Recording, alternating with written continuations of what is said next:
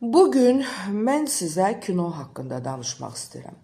Niyə kino haqqında? Çünki 10 dekabr 2025-ci il biz yeni kinokomediyanın təqdimatı oldu. Mən də çəkilmişəm.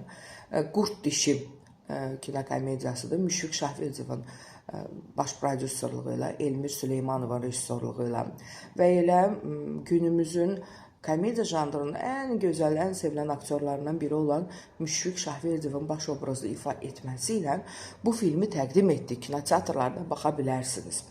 Mən istəyirəm bir balaca bu filmdən videolar çəkmişəm təqdimatdan. Onu sizə burada təqdim edeyim. Onu baxın, izləyin.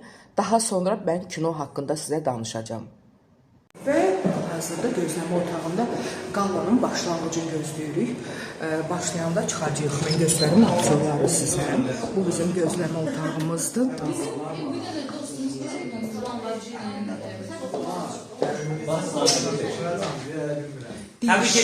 Qurd Dişi filmi təbrik edirəm. Musu əzizim, təbrik edirəm səni. Bütün heyət buradadır.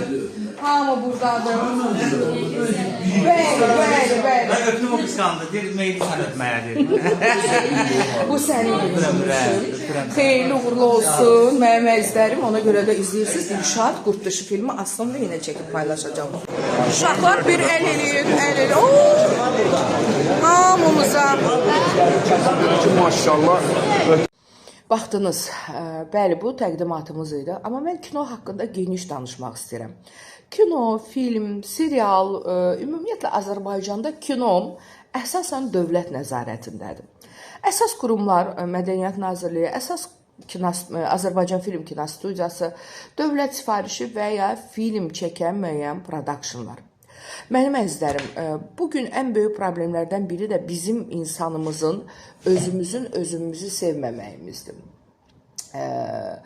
Bəli, burada kino, film, serial sektorunda problemlər var. Mən bu barədə danışacağım. Amma bizim insanlar bir əşi köhnən bilirsən nə aktyorları var idi. Müsibəti.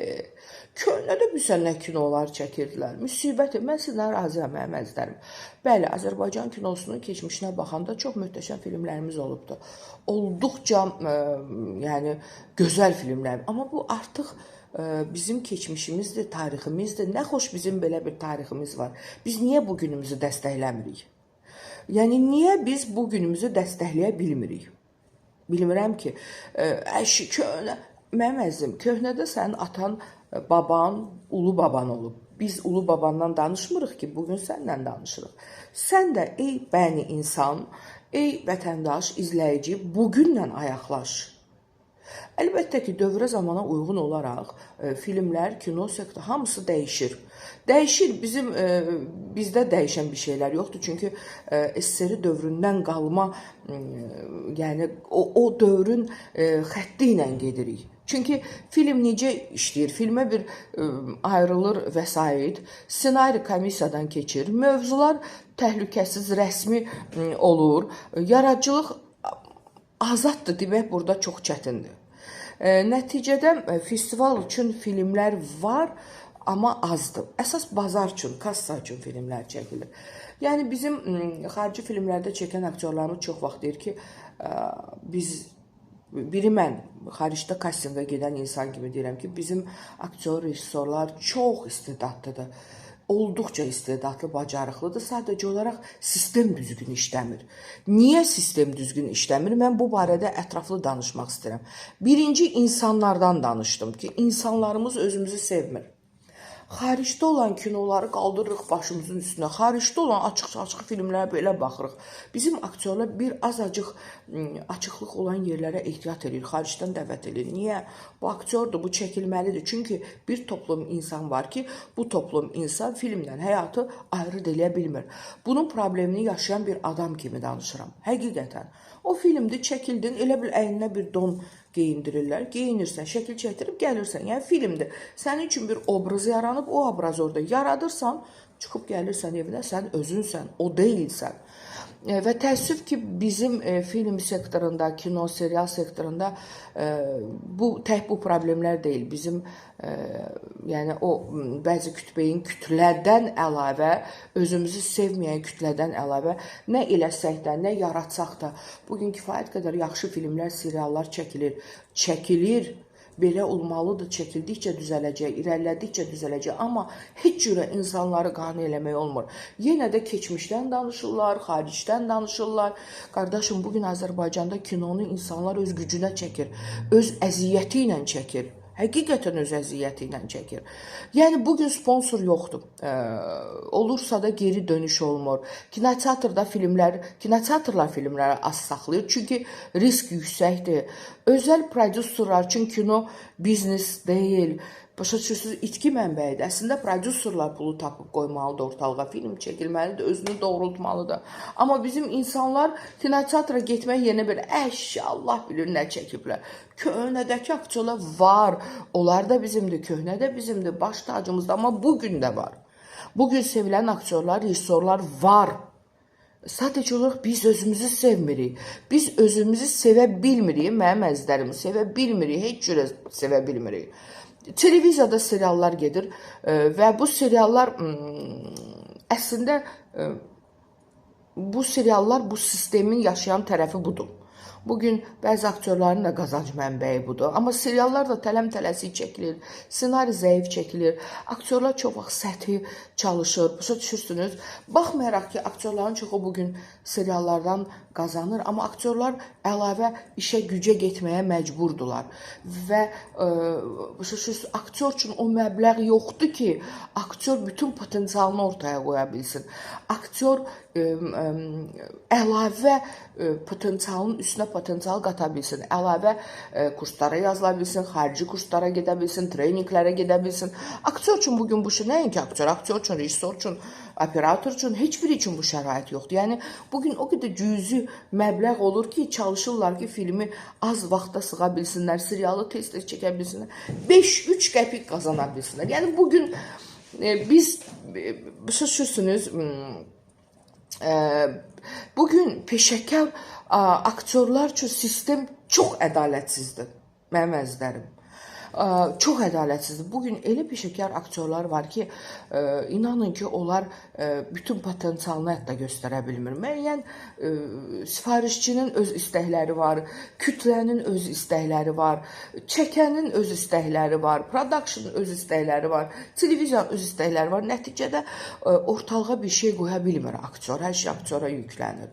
Amma rejissorun da problemi, operatorun da, senaristin də, yəni dar bir çərçivədə qalır insanlar. Aktyorlar üçünsə kasting mədəniyyəti yoxdur. Mən bir dəfə kastinga getdim, kasting idi o. Özümə gülməli gəldi. Kasting mədəniyyəti yoxdur. Biraz tanışdıqlar rol oynayır. Bəli, sən aktyoru onun potensialına görə, onun bacarığına görə deyil, kim ucuz gələr, onu çəkək. Bu var. Biraz tanışlıq var. Başa düşürsünüz, qadın rolları var, məhduddur, azdır. 40+ aktrisalar üçün yaxşı obrazlar yazılmır. Hərçənd bugün dünya kinosunda 40+ obrazlar, hətta dünya moda yəni biznesində 40+ qadınlar daha önəmli sayılır, daha gözəl sayılır. Niyə ki, 40+ olan xanımlar arxa planda qalmasınlar? Çünki həyat davam edir, onlar da həyatdadılar, onlar yaşayırlar. Amma bugün mən təəssüf edirəm ki, biz bir balaca axsıyırıq. Bir balaca yox, çox axsıyırıq. Mənim üçün ən ağrılısı mənim insanımın, mənim filmimə olan, bizim filmlərə olan laqeydliyidir. Mən məyus oluram ki, çox qəribədir. Pandemiyadan əvvəl insanlar kinoteatrları doldururdular. Öz filmlərimizə baxmaq üçün dolurdu kinoteatrlar. Amma bugün biraz axsıyırıq biz. Niyə axsıyırıq? Niyə özümüzə pul vermirik? Yəni, belə baha da deyil. Mütləq gedib baxmaq lazımdır. Mütləq yazmaq lazımdır. Əlbəttə tənqid lazımdır. Təhqir yox. Bəyənmədiyini tənqid eləyə bilərsən. Deyərsən, burasını düzəldər. Amma təhqir nəyə lazım? Bugün o qədər bizim o özümüzü sevə bilmirik də. Mən bilmirəm nə ad qoyum. Filmlərimizdən festivallara gedənlər var. Amma azdır. Sistemli satış yoxdur, agentlər yoxdur, distribusiya yoxdur, üzr istəyirəm. Distribusiya dilim dolaşdı. Festival üçün filmlər çəkilir, amma bunun satışı yoxdur, bunun agentliyi yoxdur, aktyorların agentləri yoxdur. Bir xarici, hələ 2002-ci ildə bir filmin, hələ Rusiya istehsalı, mən Türkiyə, Avropa, Amerikadan danışmayan bir film çəkilirdi burada. Mən hələ onda şok olmuşdum. İlahi, hər aktyorun özünün grimyoru, hər aktyorun köməkçisi, hər aktyorun özünün yəni studiyası. Bugün biz bu şərtlərdə çalışmırıq, təəssüf ki. Əgər bu şərtlərdə çalışmaya ortalığa nələr sərsəyə gətirirsə, öz gücümüzə, rejissorlar, prodüserlər öz güclərinə, tanışların gücünə, dost-aşnanın gücünə, valla bu alqışlanasıdır. Bunu ancaq özümüz alqışlaya bilərik. Bunun əsas kökü puldur. Kino fondu yoxdur, vergidə güzəştlər yoxdur, başa düşürsünüz, mexanizm işləmir, dövlət pul verir, nəzarət edir, amma riski almır. Bilirsiniz, çatışmır kino fondu, müstəqil kino fondu, şəffaf casting platforması, aktyor agentlikləri, beynəlxalq koproduksiya çatışmır. Başa düşürsünüz, qanunla müəllif və aktyor hüquqları qorunmur. Qıraqdan fikirləşirsən ki, əşi, burada nə var, burada nə var? Kino var, bu sənayesi yoxdur, nə var burada? Burada çox şey var mənim əzlərim. Bu kino sizin gedib 1 saatlıq baxdığınız kino belə asan deyil. Sizin 1 saat baxıb, bu nədir, dediyiniz heç də asan deyil. Amma siz oturub o kinoya axıra qədər baxsanız, o kinoları dəyərləndirsəniz, görərsiniz ki, burada əziyyət var, insan əziyyəti var, rejissor, aktyor, ssenarist əziyyəti var. Yəni, kifayət qədər festivala filmlər gedir. Yəni getməyinə gedir. Çölçü filmidir, Hilal Bağırovundur, Canım sizə desin, Banu filmidir, Tahir Piriyevindir, Elvin Adıgözəlovun filmi var, Son iclas səhv eləmirəmsə, daxildəki ada Rüfət Əsədovun, yəni burada Emil Quliyevin də Balıq filmi var. Bunlar festivala gedən filmlərdir. Sükutun içində Orxan Ağazadənin Bağlı qapılar, Hilal Bağırovun, dedim səhv eləmirəmsə. Gedir, festivala gedən filmlər var, azdır. Azdır, tək-tük filmlərdir, 1-2 film festivala düşür. O da minimal büdcə ilə, qapalı sujet, dar auditoriya. Başa düşürsünüz, bu aktyor üçün beynəlxalq tanınma gətirmir, bu rejissora da beynəlxalq tanınma gətirmir. Amma niyə gətirməsin ki? Yəni bizim istedadımız mı azdır? Yox. Mən sizə deyim ki, Azərbaycan kinosunda rejissorlar, aktyorlar, senaristlər, prodüserlər kifayət qədər istedadlıdır. Sadəcə olaraq ağrılı tərəf odur ki, özümüzü sevə bilmirik. Burada da nəzarət yoxdur. Birinci nəzarəti ilə özümüzü eləməliyik də. Niyə eləmirik ki? Niyə? Ağrılıdır. Biraz da olsa danışdım, amma mən çox istərdim ki, bizim aktyorlarımız da qonşu Türkiyədəki qonorarları ala bilsinlər. Bizim aktyorlarımız da əl çatan ola bilsinlər. Bizim rejissorlarımız da o pulları ala bilsinlər. Bizim prodüserlər, ssenaristlər. Yəni, mən çox istərdim ki, Azərbaycan İncəsənəti Mədəniyyət Nazirliyindən, hansısa qurumdan, yəni kinosu, Azərbaycan kinosu, hansısa qurumdan asılı olmasın. Aslılıq avtomatik çərçivə deməkdir. Azad kino çəkilə bilsin, dünya festivallarına gedə bilsinlər, önəmli festivallara qatıla bilsinlər, Cannes festivalına, Oscara. İnşallah, bu da bir ümiddir. Bilmirəm, o vaxtda mən qatıla biləcəmmi? Çünki gün keçdikcə insanın sevdiyi peşəsinə ümidləri azalır. Yaş keçdikcə sən 10 il əvvəl oynaya biləcəyin obrazları oynaya bilmirsən. Biraz da rejissorlar tənbəldir. Sənə bir obraz verir, o obraz çox gözəl alınır. Ondan sonra başlayırlar eyni sənə obraz verməyə. Yeni obrazla sənin işləməyə həvəsləri yoxdur. Onları da qınamıram, pul yoxdur ki. Yəni, onlar yeni obraza səni dəvət eləmirlər. Baxırsan, aktrisalar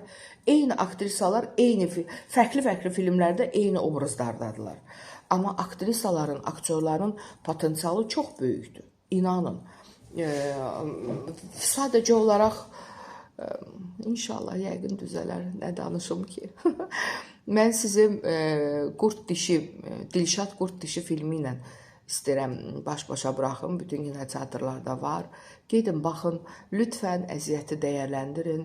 Əminəm ki, güləcəksiniz. Qəşəng komediyadır. Ailə ilə gedin, əyləşin, baxın, gülün, əylənin, keyfiniz açılsın. Nəticədə komediya ən çətin janrdır, biləsiniz. Və əgər bunu yaradıb sizə təqdim edə bilmişiksə, nə xoş bizə. Hələlik bugün də bu barədə.